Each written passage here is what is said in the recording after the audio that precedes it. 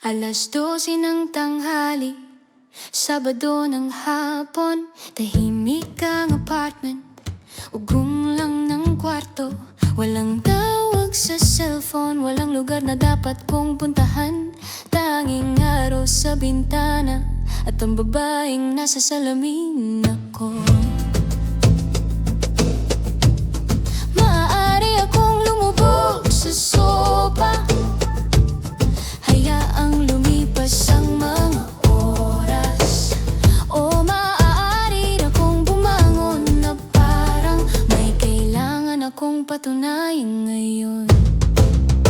Pero teka, nararamdaman ko na ngayon isang mabagal na apoy na nagliliyab, lumalakas ng lumalakas. Ang araw na ito ay hindi walang laman. Ito ay isang canvas, akin ito. Pipinturahan ko ito ng ginto bago matapos ang Sabado. Ako ang babaeng taga Sabado, nakatayong mag-isa.